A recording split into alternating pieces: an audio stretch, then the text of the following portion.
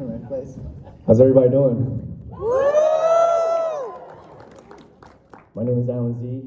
I'm a hip-hop artist and actor, and also a moderator for this panel. I just want to do a room check real quick.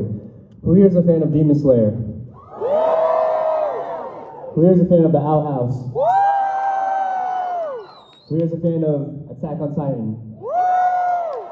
That's good because the guests here have all done work on those shows. So introducing Johnny on Bosch, Sarah-Nicole Robles, Brandon McInnis, and Griffin Burns. Make some noise. Hey, everybody. Who's your favorite Genshin Impact?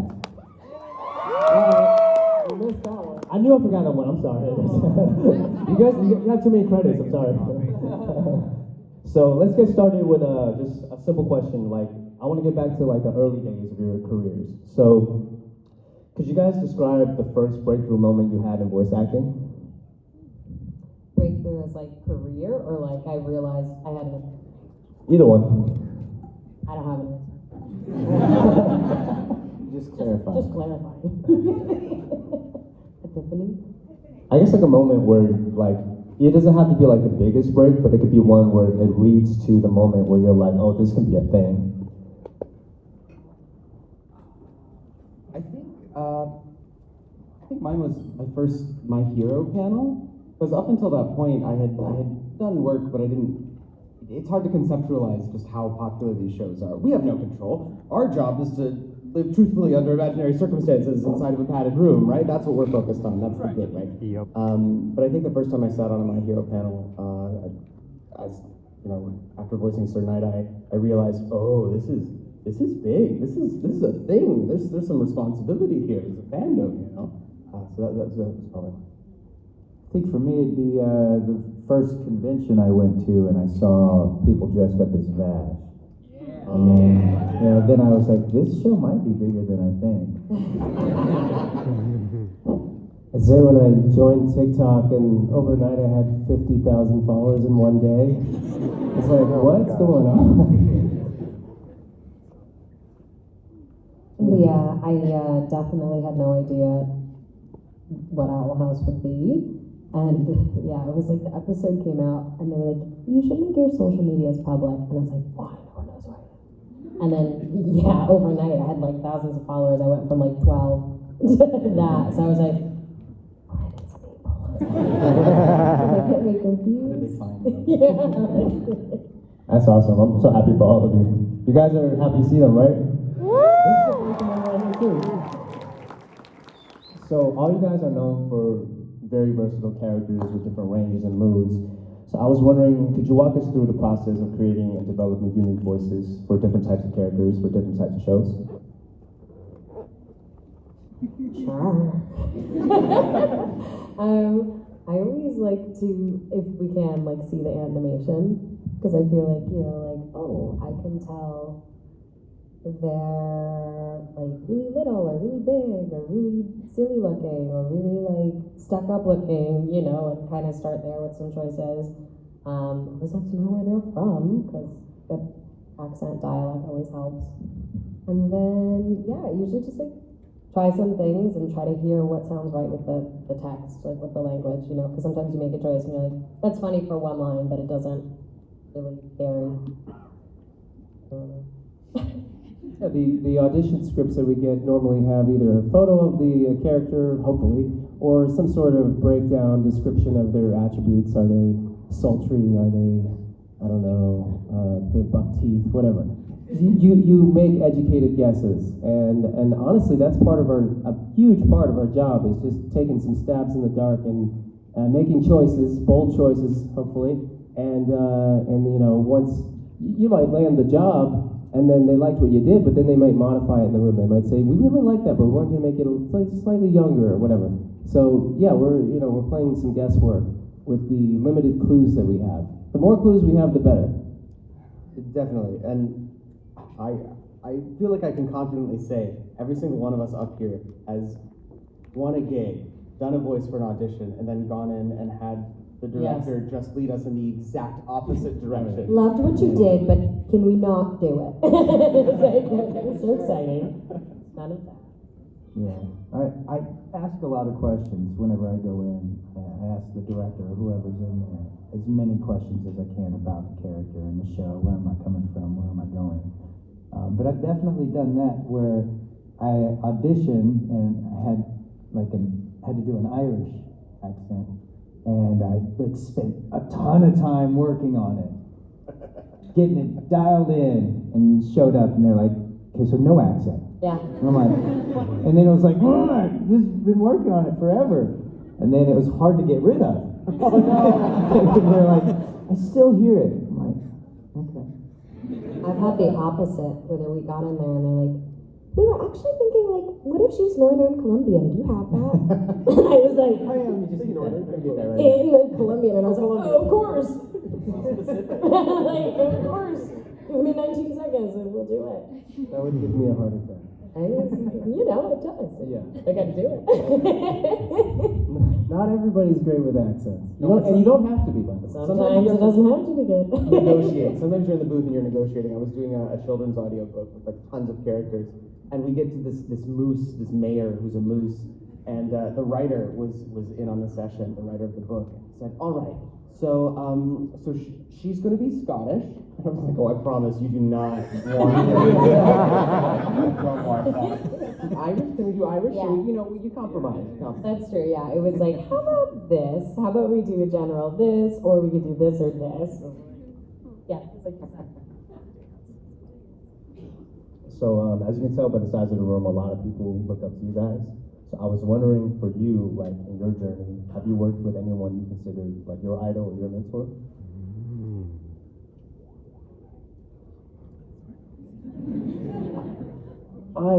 My initial thought with that question was that when I was a kid watching cartoons, I wasn't too familiar with who the voice actors were.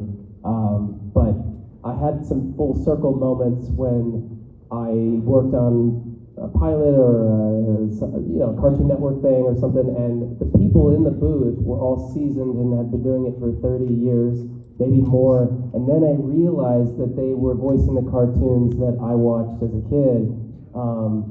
And so they weren't necessarily like, I didn't know them by name, but I was in awe that I was now working with these folks. But when I was new, I always looked up to anybody that had like a younger sounding voice that was working full time, because that's how I identify myself. I normally play like teens and 20s. So anybody that was in that demographic and making a living, I was like, oh my gosh, how did you do it? Where did you get your start? And so I don't have specific names, but that's, yeah. I've got one. Any Fire Emblem fans? Anyone know Fire Emblem? Yeah. So I'm the protagonist in Fire Emblem Engage, which was surreal. It's still very surreal. And the first scene in that game is just this extended conversation between Alir and Marth. And Marth is voiced by Yuri Lowenthal.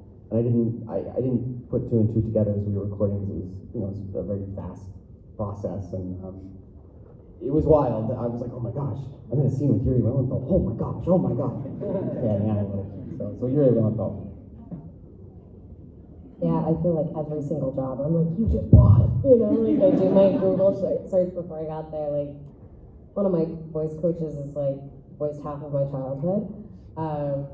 My first like scratch job was like Ron and John Musker, who like did Little Mermaid and like every Disney movie. So that was wild. And obviously like Wendy Malick. First time I met her in person, I was like, oh my god. I don't even want to make her direct eye contact. She's the absolute nicest, she's a goddess, but I don't know, pretty, yeah, in awe. I think when you meet people, yeah, you don't know, like, you're not walking around with like a resume stapled to your head. So like, you may know them from one thing, you don't realize they're in all this stuff, and then the more you get to know them, you're like, oh my god, like, everyone here is so talented.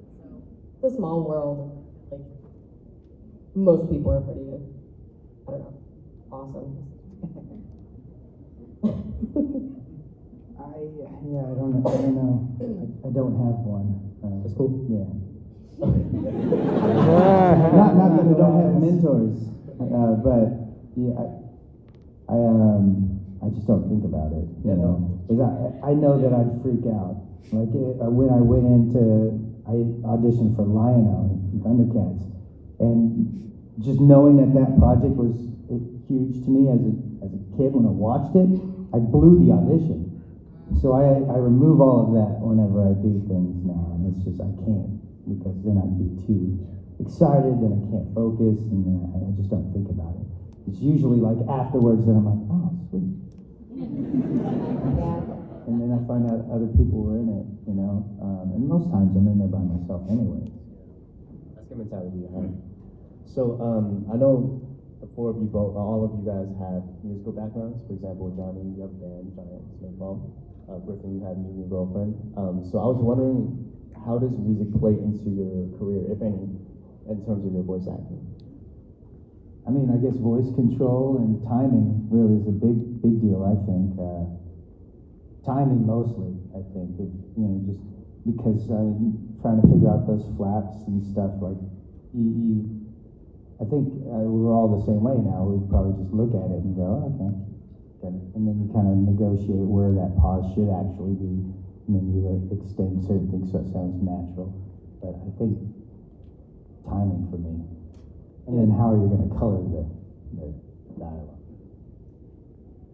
I feel like there's music to jokes, you know, rhythm, timing. But yeah, there's like a music to the joke, just kind of like Shakespeare. So you have to be able to hear that sometimes, be like, wait, that didn't sound quite right, you know? So I think there's some sort of like music that you're accessing when you're seeing and like building a joke.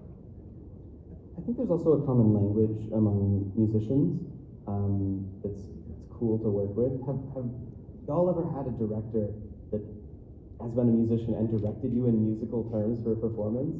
It's only happened like once to me, but it was the coolest experience ever. I was working on a kind of a high fantasy game, and this director who was a seasoned like rock drummer said, "Oh, can you give me that effort as a sforzando? Can you sforzando that effort?" What? And I stopped and thought about it. It's a sforzando. It was cool. I don't know. I would not have known what that meant. I would have just been like, sure. Absolutely, of course. Hopefully this is what they're going for. Yeah, and then just taking a shot. Those are the things that I look up afterwards. Like the first time I heard staccato, I was like, what? Okay, I'm gonna figure that out. I wanted to add that music and voice acting, music has come kind of back to me because of my voice acting, is what I'm trying to say. I was pursuing music a bunch as a teen and in my early 20s, and then I was struggling to make a living when I moved to LA, and then once I established myself as a voice actor, I got back into music, and because of the Genshin fandom and Demon Slayer, now people listen to my music. So it's pretty crazy how it got put on pause. I found voiceover, and now especially the Genshin fandom checks us out on Spotify, and we have like really healthy numbers, and we have, you know, thousands of monthly listeners. So it's been really cool to then go back and pursue my music a little more seriously. We just played a show on Wednesday night in LA, and we're trying to play more shows at cons and stuff like that. So it's pretty cool. Awesome. I just want to follow up on Genshin Impact. So, you know, like I know you make memes and TikToks out of your characters like Child. So what inspired you to go that route? I'd say you all inspired me. I've seen there's a lot on TikTok, as you know. Just type in Genshin or Child and you're gonna get a slew of things. When I joined TikTok and I said, you know, tons of people started following me, I started seeing very interesting posts and I started riffing on them. So that's sort of where some inspiration came from. Another place was Cameo. People would ask me like, hey, could you do a cameo where you sing Fergalicious but make it Tartagalicious? Oh my I can't take gosh. credit for that. But that got the wheels turning. I was like, oh, I could do these cover songs. So honestly, it's you all who's inspired me to do these memes and cover songs and fun things like that. Sarah, this question's for you. So, you know, you're known for the Owl House and Encanto. So how important is representation to you in animation? Who cares? You know, especially loose. It's very important. It is like, I mean, yeah, if you're like a brown nerd or a nerd of color, we didn't exist for a long time. Like, even coming to these things, people were like, but you're like Hispanic.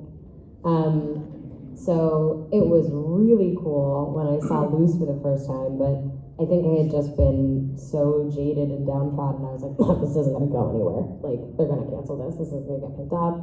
And so I really didn't even like, I loved her and I felt seen, and Encanto, like, I adored her and I felt seen, but I really could never anticipate the warm welcome that they were all received with. So, you know, I'm not writing.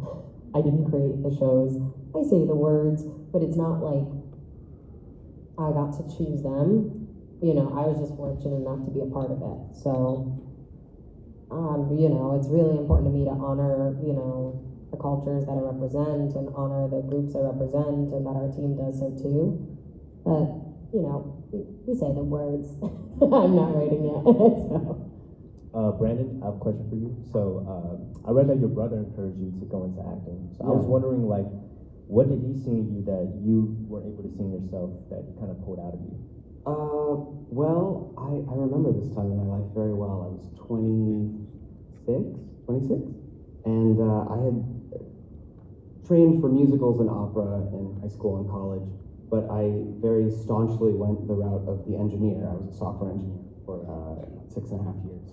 And my brother, who's 9 years younger than me, was studying at a university that had an incredible theater program.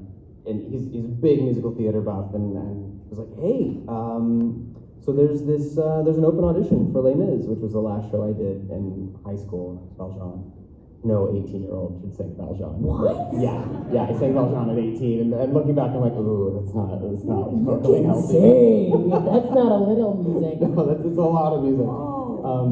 But I was like, Jonathan, no, I'm an engineer. I'm not an adult. I have to do adult things, and that would be so much fun, and I'd love to do it with you. But you know, like, I have to be boring and be an adult now.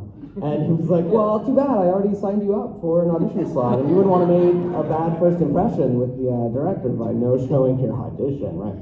I was like, oh, Jonathan, okay. And so I went, and I thought, okay, I'll just be in the chorus or something, and my brother will probably. I couldn't get into the chorus of Les Mis. Well, in the background. And they kept calling me back over and over, and they cast me as Marius, and like, oh, what am I doing? Oh, okay. And like, I remembered my training and stuff, but it felt very weird because I very staunchly identified as an engineer then, you know. And my partner, my fiance now, Michael Tatum, you might know him. He was like, yeah, do it, Brandon, you know. And in that world, I was like, you're the actor, I'm the engineer, you know. And so I did that, and then I started doing a lot more musical theater in Dallas, like regional. I was Clopan in the regional premiere of The Hunchback of Notre Dame, the Texas regional premiere, everyone. I don't mean to brag, but... Make some noise for Brandon's brother. Helping Brandon. Yes, thank you, John. Wow, Thank you. seriously. That wasn't a lot of noise, John. Disappointing all of you, no blame. Johnny, I have a question for you about your projects. So, I know you worked on a short film called Arc Exodus, and now you're moving on to do the feature length. Could you talk to the audience about that? Yeah. So in 2019, I'll try to make it brief. In 2019, I had spent about 10, 12 months prepping a film that we were going to shoot in 2020 in January, a feature-length action film. And a week before, my lead actor bailed, and I already had a ton of money in this project. And so I quickly shifted gears, and I contacted all these people I didn't know that had been paid by me. And I said, hey, so we can't do this action film anymore. We can't do the feature length, but we've already, got the time and certain locations and whatnot. And would you mind if we just shot a short film? And they're like, sure, what are we doing? I was like, well, I'm writing it right now. So I spent a week to write like a whole new short sci-fi, totally different project. And now I'm like, well, I guess I should be the lead in this thing. And so I wrote this little short called Arc Exodus. And we shot that in January 2020, and then COVID happened, and then a lot of other pieces fell through, like my VFX guy couldn't do it anymore. So I taught myself VFX for 3 months, and I did the VFX on this film. So I did, anyway, so I put together this little short, and it won a ton of awards. And so now, that opened up a bunch of doors. And so now I'm like 90% done with, I went back and the original film we were going to shoot with some tweaks. We're about 90% done now. I just before, like I did a night shoot, 5 a.m. I finished and I returned to rental and then I came and flew out here. So if I look a little tired, that's why. But yeah, so we're shooting this feature length and I'm about 90% done with it, and we've got a good chunk of action scenes to do, and so yeah, hopefully very soon we'll have a feature film to show. Yeah, and it's just kind of a personal project. I love how nonchalant you are about all these monumental things that are occurring and all that. Like, that's amazing. Script, and you're like, I guess I'll do Yeah, it's just, it's one of those, you just do it. So you guys are known for like a myriad of characters. I was wondering like, what character that you worked on resembles you the most personality-wise? Sorry if I'm giving you a really hard question. I feel like each one of them, there's a bit of me in there. I have to, for me, and I mentioned like you guys the same way, you have to find something believable in the character, something that you can attach to. So each character, even ones that are, nuts, you have to find some way to like relate to that character so that you can believe you're that character, and then you can be that character in that world, And, so all of them, in some way, I have to find some little piece there. You guys have, you don't have to answer. I agree with that. I mean, you have to imbue yourself into the character. Whoa. These mics are angry. I think it's just yours. Did I say something, Sarah? That was the wrong answer. That was the wrong answer, apparently. I will stop. No, does anybody watch Gretzko? Okay, like Tadano to me is sort of my natural state of being. And then the teenage version of myself, I would say, is Jintan from Anohana. Anybody watch that one? No. Got it. All right. No, if I had to, isolate it into characters, those are the two I think. I think just as Johnny was saying, we have to find something that we connect to with every character. And that made me think of Yutaro in Demon Slayer, so angry and seething. And what I really focused on and sort of inhabited was, I was bullied a ton in elementary school for being like the nerd, and like, I read a lot and I liked anime, and and so I inhabited that fully and got like really angry about it. So that's where like Yutaro's seething rage comes from. It's me being bullied in elementary school. So that's kind of the stuff that like all of us have that. Blues. Yeah, this is really weird. I don't write anything. I improvise almost nothing. And my best friend will text me and she's like, I know you did that line. I was like, nope. Someone else wrote it. So it's very cool. Like, obviously I'm not 14, but like, I felt very seen, like middle school Nikki, middle school nerd, like she got to have her moment in the sun and find friends that I didn't have in middle school. You have friends now though, right? That's I have friends now. I found my people. I'm gonna have one last question and we'll move into the audience. So you guys had mentioned like how dedicated your fandom is. Do you guys remember like a moment or like an interaction that really stuck out with you, with like, with your fans that you can share with your audience? To be like, yeah, that's good.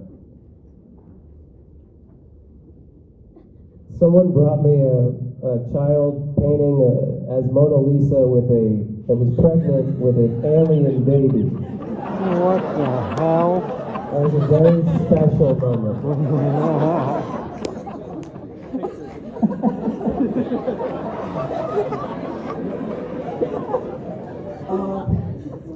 Well.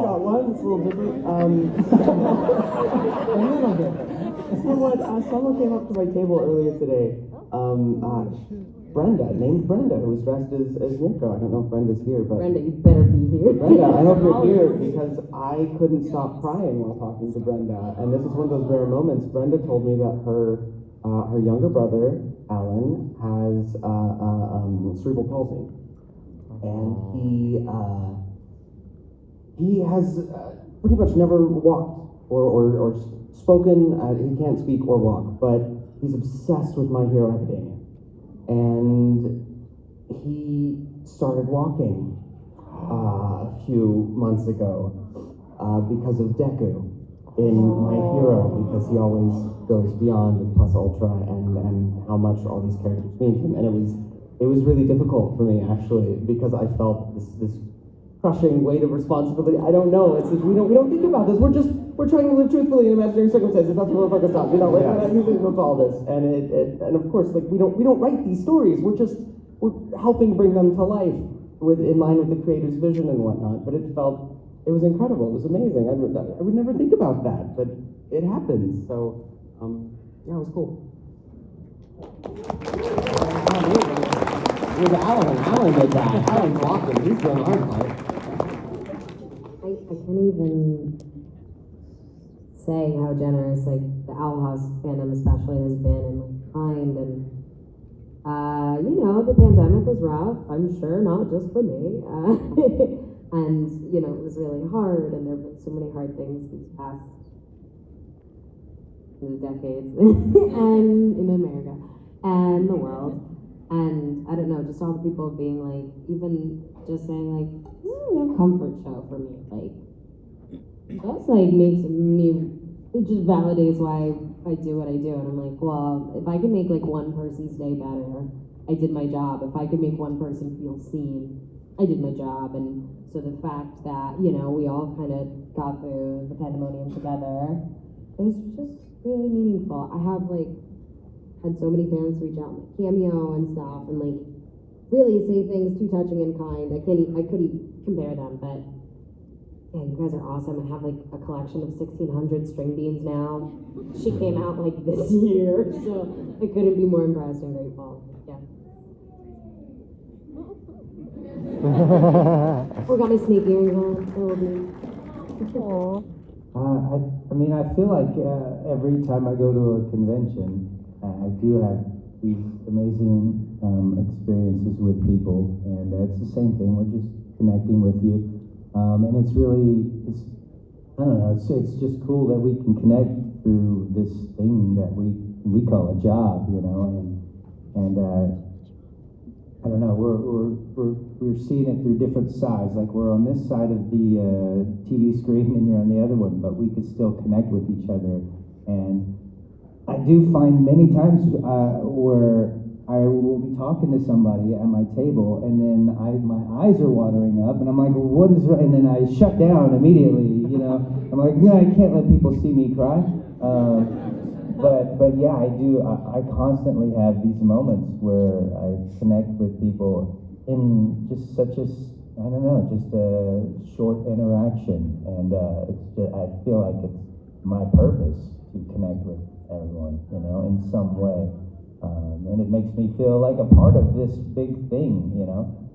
So we're all grateful to have you guys here, and thanks for coming, and just filling these seats is really just warms our heart, and we're just glad to be a part of your lives, you know, and you're definitely a part of ours. Thank you guys so much.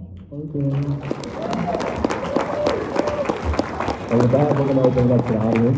So everybody can line up right there.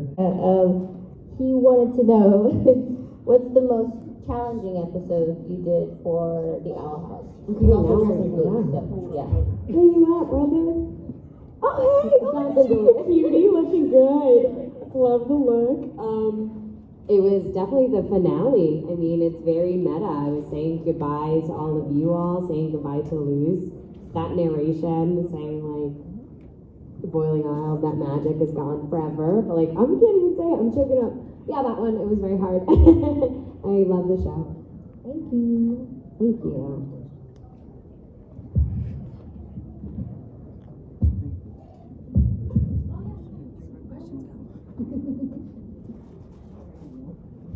Hello everyone. My question is for Sarah. So, ironically, the development of Amity and Luz's relationship was very much aligned with my relationship with my girlfriend. When they were enemies, we were still friends. When they were just becoming friends, we were confused. And then right before they started dating, we actually started dating. So it was really important to me to like watch them. Did you fight a giant worm? Similarly. Yeah. But their relationship is very important to me because it kind of mirrors mine. But I wanted to ask you, what's your favorite line from Loose to Amity? I have a list. You guys ask me so many cool questions, and I say the lines like 3 years ago, like I recorded, and then so I'm like, oh I know what sort of this. What I wrote down most recently is like just when they're texting back and forth, and Luce has a fever, and she's like, "You're cute," and she's like, "You're rad," and I'm like, just little affirmations that I love you. I don't know, sweet potato. Oh, thank you for listening. I can't wait to pick flowers with you. That one breaks my heart. I don't know. I hope that's a good answer. Thank you. you. Hey, is this working? Yeah. Okay, good. There's been like a lot of talk about the inclusion of Spanish like phrases and words, like when there are characters that speak both English and Spanish. And I was wondering, I know you said that you don't do much like improv, but do you ever have any like notes, or you ever make any like changes to like? Yes, that's a good question. Yeah, we definitely argued about Spanish a lot because I'm Puerto Rican and Luce is Dominican. And so there's just like, there's all of South America. There's a million ways to say a lot of words. So even sweet potato, we were like, what's that? Like, there's so many things. So, yes, we had to change some things. Ay que lindo was my first one, and that one's very, that one was fun. And I think I've only had to translate like 1 or 2 lines. The real Luce, the IRL Luce, Luz Batista, she actually translates most of it to make sure it's authentic. She's Dominican. Thank you. I don't know if I answered the question.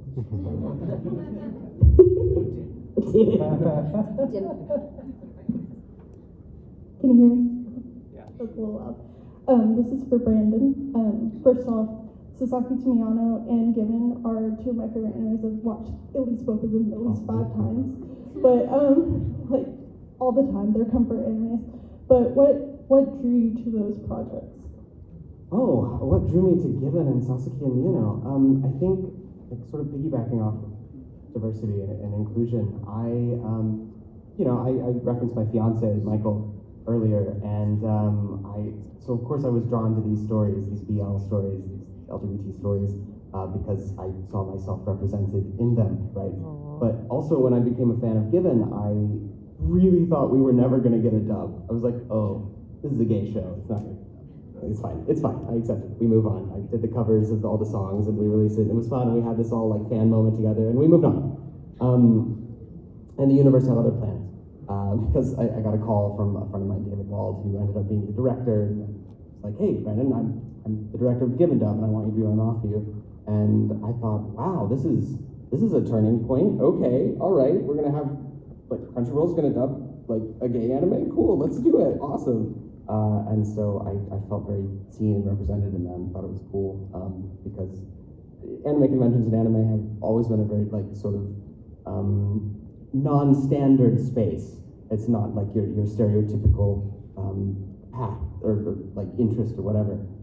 So I'm glad to see that dubs are starting to reflect that. Thank you. Thank you. Afternoon. Okay. This was directed toward all 4 of you. I've been looking through the voice acting world for a couple of years now. I've been auditioning left and right. I've only voiced in like really small projects outside of this one game a friend of mine is working on. And so, what would you say would be the number one thing that kept you all motivated in your early years of getting to the voiceover world? Outside of maybe moving to a whole other city and needing to eat and live. I don't know. I almost quit like 100 times. I think that's being an actor. Every day you're like, this is it. I'm not doing this again. No more work. But I feel like, the universe only gives you as much as you can take. Really, like right when you think you're about to like never work again, you get like a surprise residuals check. Or you book a weird thing that turns out to be like a whole Disney Channel series. So like, don't, if your heart's in it, just keep remembering why you're doing it. And I had 6 jobs, like survival jobs. I think at one time I literally had 6. I was doing Postmates, working at the Apple Store, the Container Store, I was bartending, and I was acting, and I like had no voice left by the end of it. But you do what you gotta do, you know. Just keep swimming. The hardest part about acting, I think, is the mental game. To just going, you know. And I find that it helps to work on creative projects that you have control over. Because in acting, there's so much that you have no control over. Like, you're sitting in auditions hoping that a casting director will pick you out of the thousands and be like, yo, I want you, you know? I was just going to add that it only takes one job to make your life change. I mean, what keeps me motivated, what I love about this business, which is not for everybody, is the element of surprise. You know, I don't know what's coming on Monday and Tuesday and Wednesday. You might get a call that you booked something, or that, you know, the show you did 2 years ago is renewing, or whatever. So to me, that's really exciting. I like to live that way. And also, Brandon, you said this yesterday, it's a long game, especially with voiceover. You can do this for a long time. I mean, there's people in their 70s and 80s doing voiceover. So look at it that way. And look at people who've blown up in their 40s and 50s, 60s, Steve Carell, 70s. I mean, if you stay in it long enough and you're talented and you keep working at it, you're gonna hit a lottery ticket. So just keep playing the game, keep rolling your dice. I agree with all those things.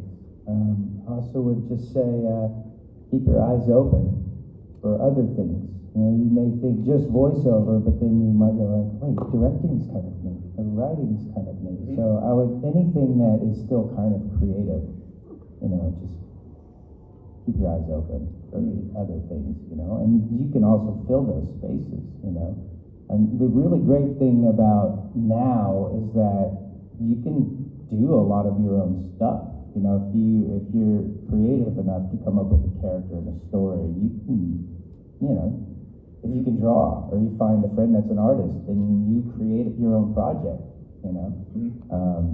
Now is the time to be able to do those things. You can just post a thing up on TikTok or YouTube, and it could become a thing.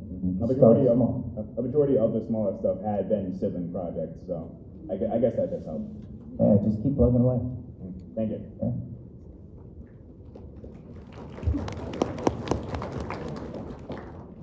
Hello. So when you guys are in the booth or auditioning, what do you guys do to help dispel like any doubt or like second guessing yourself? Magic.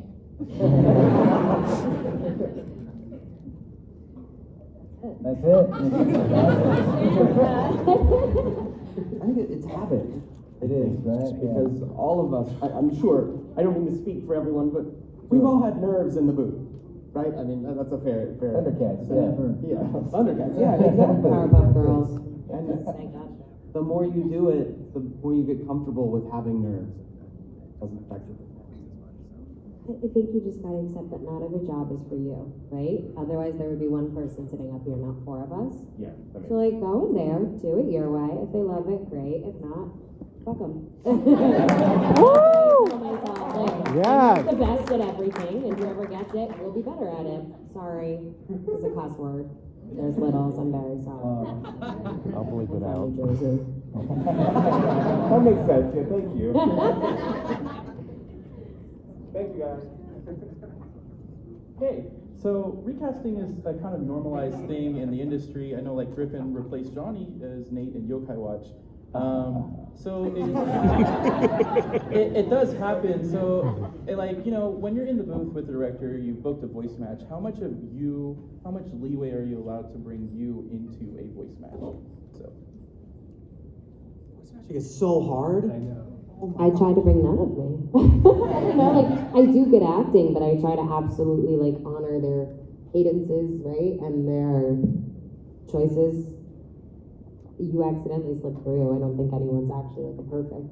Yeah, so for Yokai Watch, I don't think I was asked to match Johnny.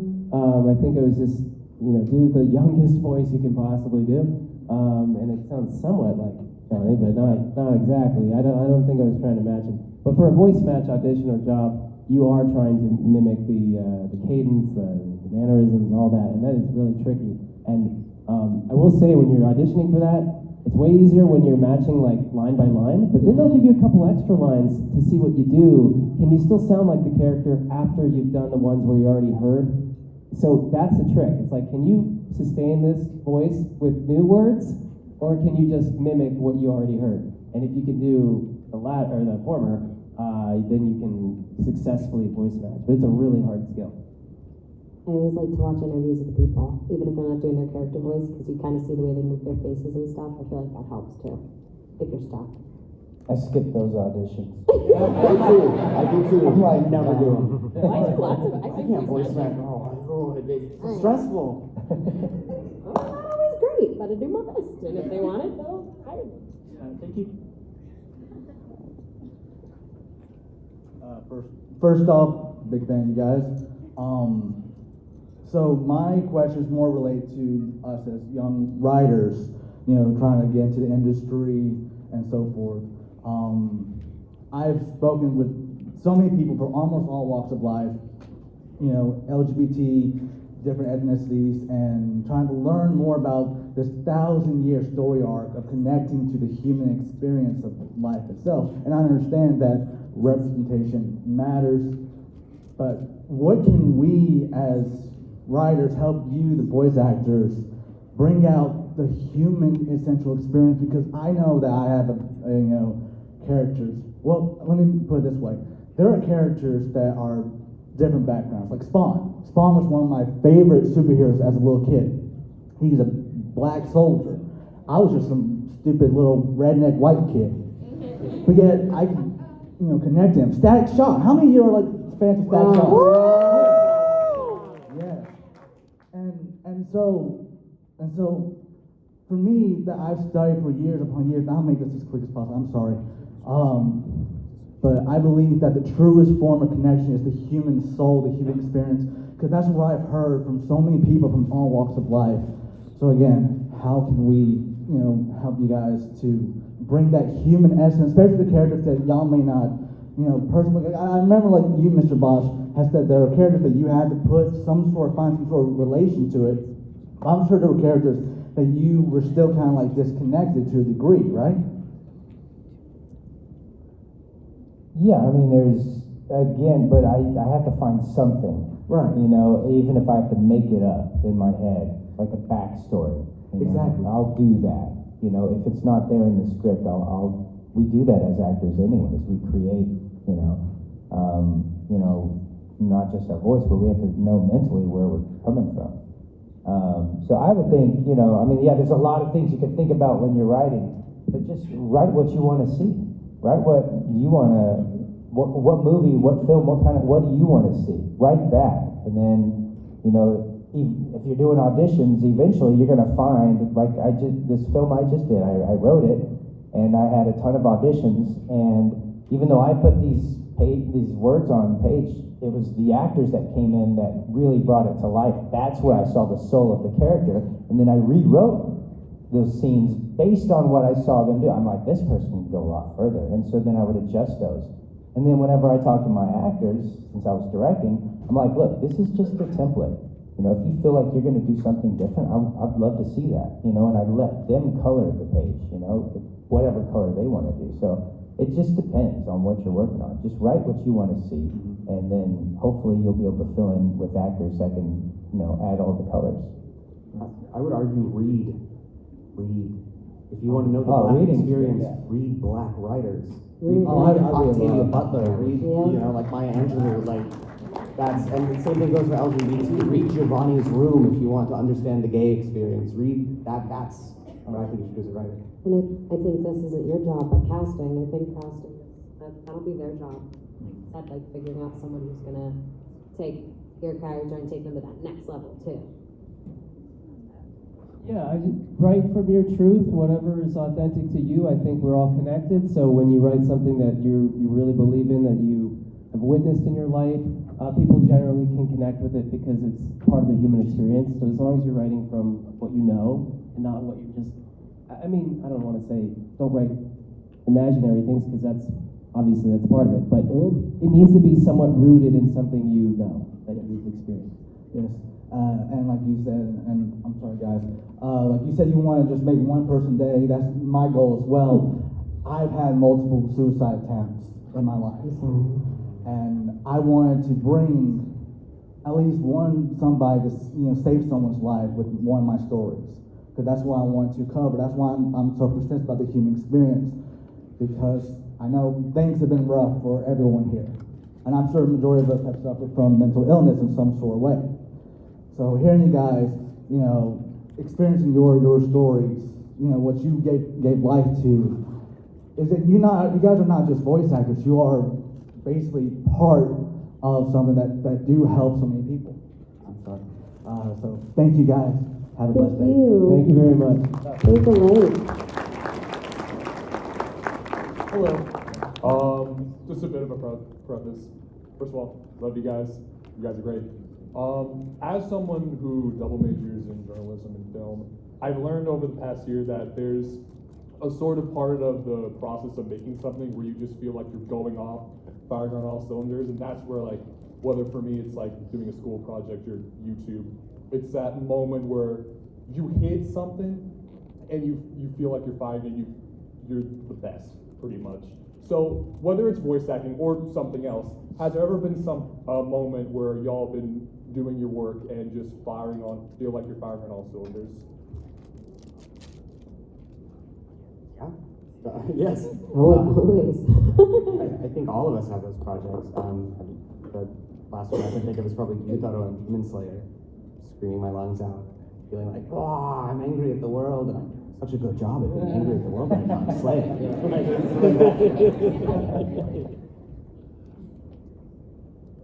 Yeah, find that often, I think most recently would be Trigun, Stampede. It was something I did a long time ago, so being able to reconnect with this character in a somewhat different, alternate telling of it, I felt connected, You just find it, and it's like, it's like, oh, we just have to do one take of this, and it just felt like, we're good, we're moving on. You just lock into the character in the moment. Let's keep moving. Let's keep, feel it. There's some directors that I work with that we just have a really good rapport and very comfortable in the booth, and they will help guide me in such a way that it just feels like it's effortless, and I'm in the right place at the right time doing the thing that I'm supposed to be doing. And so I guess in a way it's facilitated by somebody witnessing what I'm doing. I don't feel that way by myself necessarily, but when there's a witness to my work and they like what I'm doing and I like what I'm doing, that when it comes together like that, I feel like it's amazing.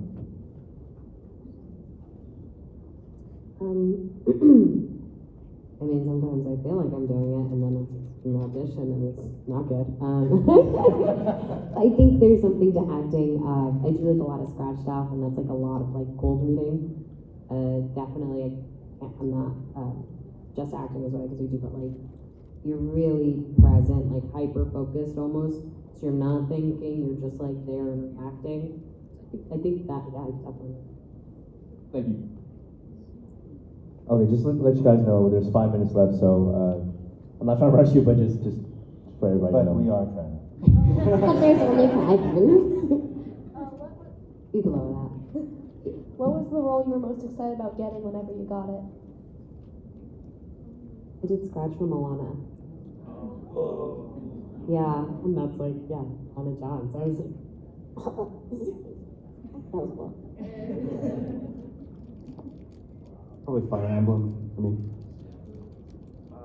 I got cast as the Joker van in Bat Wheels, which is on Cartoon Network, and I've been wanting to do like recurring stuff on network shows for a while, so that's a big one. I feel like there's a lot. Try not to get too excited about it, because then when it doesn't happen, then I get sad. And so I think just in general, I'm just happy for it. Thank you. Thank you. Hello. What advice would you give to someone who's a bit shy and very introverted as an up-and-coming voice actor? I'm shy. I'm introverted. It works. Just do it over and over again, and you know. And you kind of get, masking, I'm sure people know what that is here. So you just kind of like, you build a tougher skin and you get your tolerance. Like my first con, like 90 minutes in, I had to like go shut all the blinds and like lay in the quiet for an hour and like de-stimulate because I was like, wow, that was a lot. And so like, it's not always easy, but it's a habit and you get better at like the things that make you uncomfortable because they are part of voice acting. Like, yeah, a lot of time you're alone in your padded room and that is, but like, so you have to be able to, you know, switch it up sometimes. So just keep doing it. Thank you. Hi. How do you handle screaming and yelling out in front of a microphone when acting? I have a vocal coach. Because I have a raspy voice, I'll like, if I'm not doing it right, it'll be gone if I scream. So I've learned some, like, techniques I use. Lots of support, lots of technique, taking care of your voice. Hydrating, sleeping, Yeah, limiting the number of hours of the session. Like if you have Always. a video game, try to get it capped at 2 if you're going to scream the If whole they're time. SAG, they're always 2, and they should always be 2. And if it's more than that, what is it, 5 minutes every hour? Something like that. Don't be afraid to ask for breaks. You know, if you need it, just reset say, yourself. I need a moment. But unfortunately, if you're screaming, you're probably gonna hurt your voice a little bit. A little bit. Yeah, especially on games. Especially on games. Thank you. All right, first off, all y'all are amazing, but this is to Brandon and Johnny. Out of all of the roles you've done, what do you think are your favorite characters out of everything you've worked on? I like them all. It's hard So to choose hard. my favorite child. I think recently, just in my head, been like a leader from Fire Emblem and Gyutaro from Demon Slayer. They're pretty recent, so I think about them. Thank you. Y'all are amazing. And this will be the last question. We have 1 minute left. Again, I'm sorry. I'm not trying to rush you. Sorry, guys. My question is for you, Johnny. Can you say my favorite quote from Code Geass? It's what hooked me into being a fan of you. It is. Sorry. It is. I, Lelouch B. Britannia, command you now, all of you die. It's so dark, though. Can I adjust it a little? I, Lelouch B. Britannia, command you. Dance. Nice, right? Thank you guys so much for being here. If you didn't get a chance to ask us a question, we're at our tables. So thank you so much. I need to plug this. There's Ranger Stop. If you're a Power Ranger fan, I've got free weekend passes. But please come by, say hi to us, and thank you again for being here. Thank you.